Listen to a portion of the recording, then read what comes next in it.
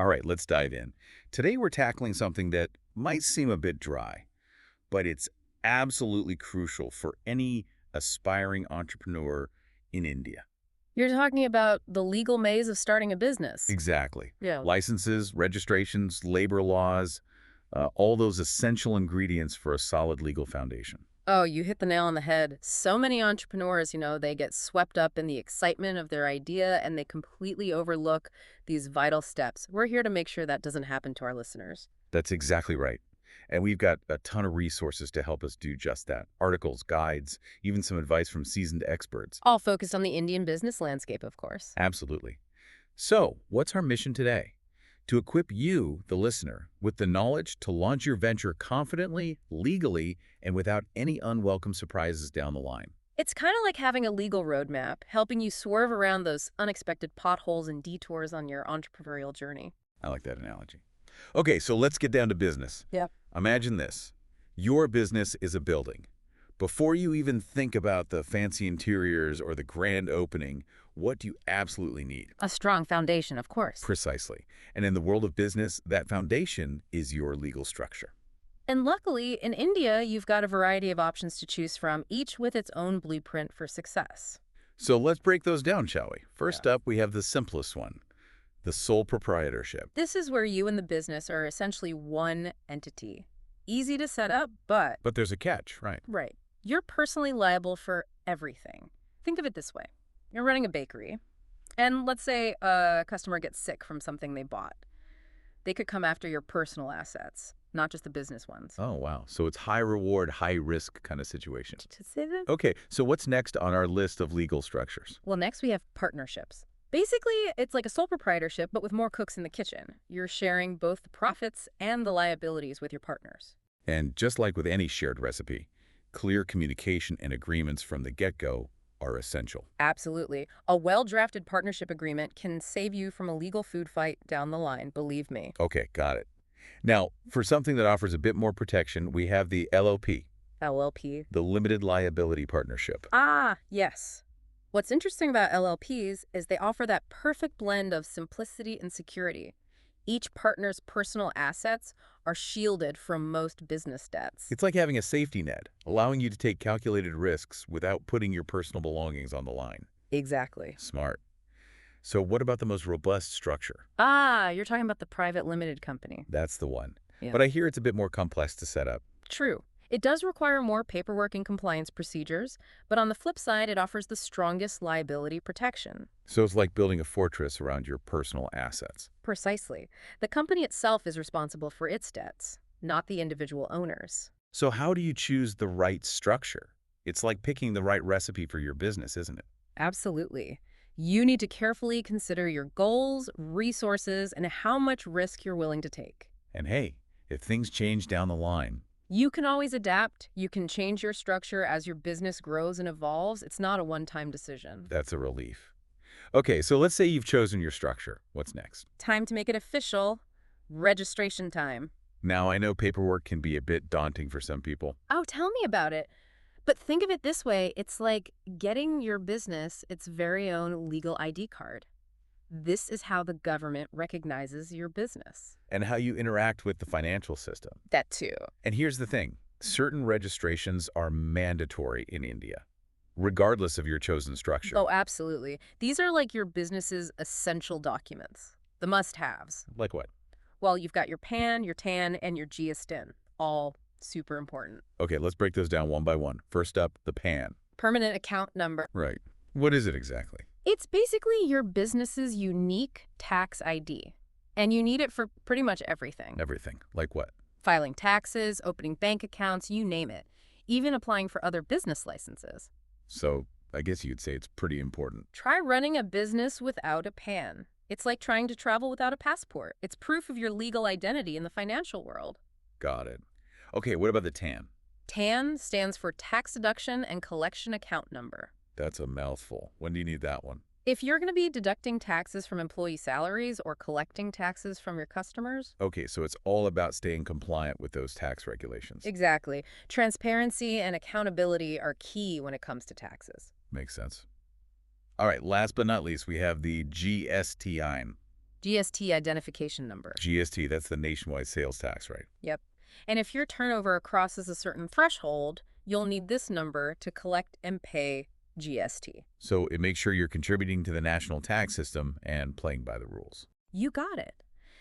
And while these registrations might seem like a hurdle initially, they actually simplify things in the long run. They help you operate transparently, build trust with the authorities, and avoid potential penalties down the road. It's a win-win, really. I see your point. Yeah. Okay, so we've got the foundation, the ID cards. What's next on our legal checklist? The all-important permission slip. Permission slip. Licenses. You need licenses to operate. Right, licenses. I was going to say that. So licenses are basically like getting specific permission from the government to conduct certain activities within your business. That's a good way to put it. And I bet the licenses you need vary quite a bit depending on what kind of business you're running. Oh, absolutely. The type of business, location, and even the size of your operation all come into play. It can get pretty specific. Can you give us an example? Sure. Let's say you're setting up a food business, even a small one, like a home-based bakery. I'm listening. You're going to need an FSSAI license. What's that? Stands for Food Safety and Standards Authority of India. I see. So it's all about ensuring food safety and hygiene standards. Exactly. You wouldn't want a customer getting sick from your delicious samosas, right? This license protects both you and your customers. Makes perfect sense. Yeah. So are there any other licenses that our listeners should be aware of? Well, let's say you have big dreams. You want to sell your products internationally. Going global. You got it. Well, in that case, you'll need something called an Import-Export Code, or IEC. It's basically your passport to the global marketplace. So it allows you to legally engage in import and export activities. Exactly. Got it. Okay. Anything else? Here's one that often catches people off guard.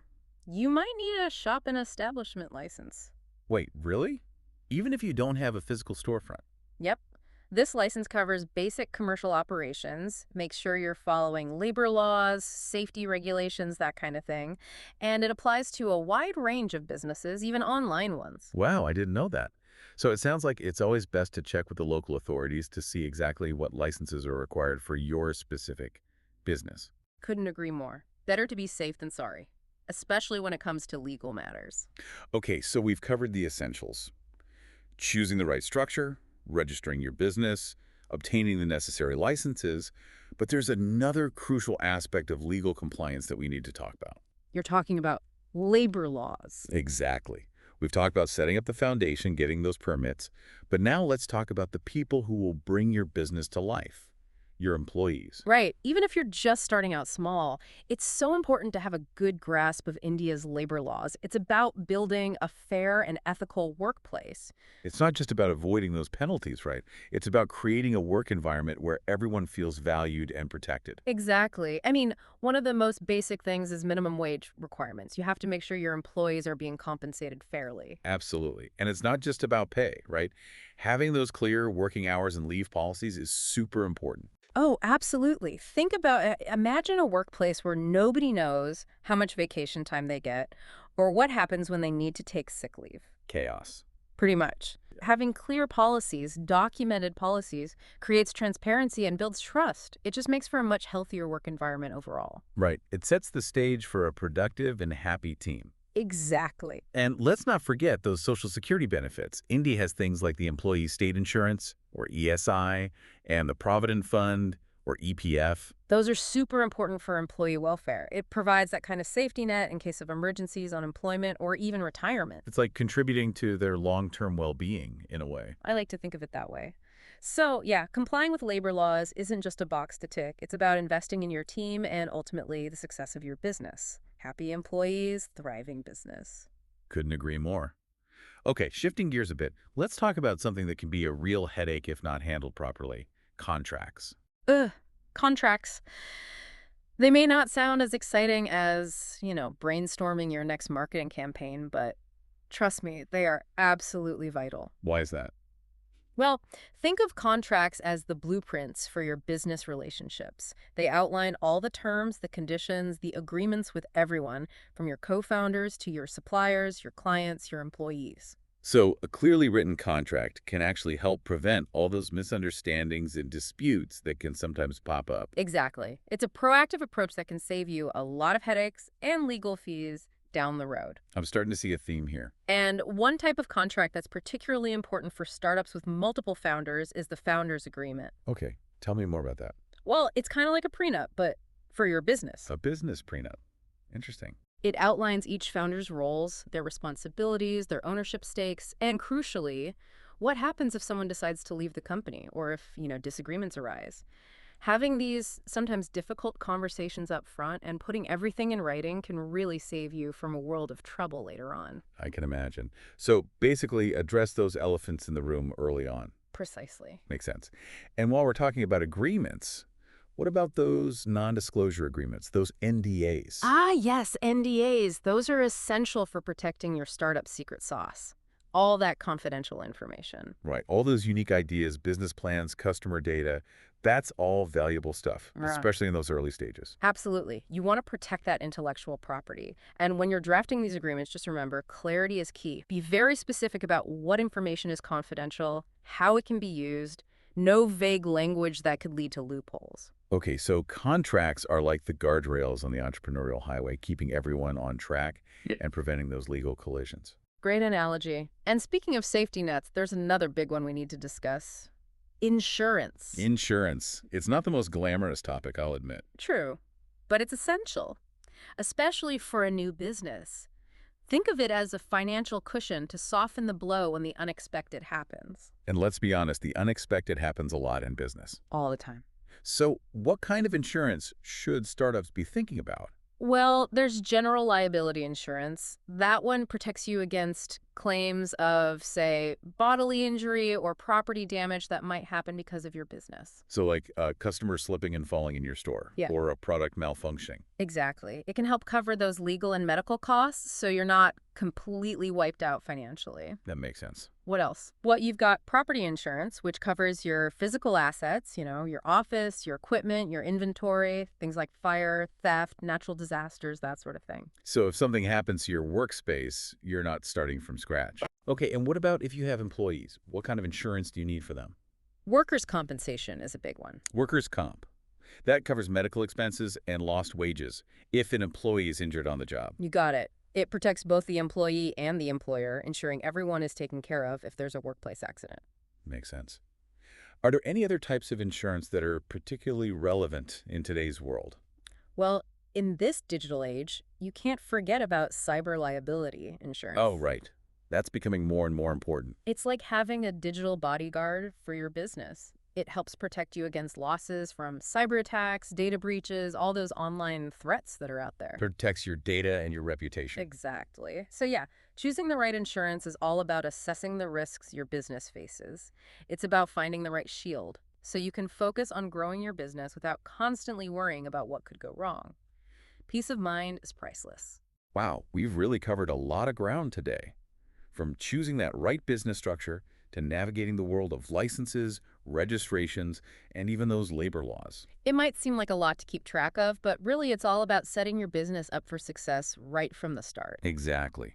And remember, compliance, it's not just about avoiding those penalties. It's about building trust with your employees, with your customers, with the authorities. It's about doing business the right way, ethically, responsibly, and it's so exciting to see the startup scene in India just booming right now. So much creativity, so much innovation. Truly inspiring. Yeah. But as more and more entrepreneurs embark on their ventures, it's more important than ever to equip them with the knowledge, the tools to navigate all these complexities. Absolutely. And that's where resources like Legum doctors come in. They provide accessible, reliable legal information and guidance, helping entrepreneurs make informed decisions, avoid those costly mistakes. So as we wrap up our deep dive today, I want to leave our listeners with this thought. Starting a business in India, it can be an incredibly rewarding journey. Yes, there are those legal hurdles to overcome, but with the right knowledge, the right preparation, you can absolutely set yourself up for success. Remember, compliance, it's an investment, not an obstacle. By taking the time to understand the rules of the game, you're building a solid foundation for growth, for trust, for long-term prosperity. And if you're looking for more legal insights, expert advice to guide you on that entrepreneurial adventure, be sure to check out Legum Doctors. They've got a ton of resources to help you navigate that legal landscape confidently. Don't forget to like and subscribe to their channels for more valuable content. Best of luck on your journey, everyone. And remember,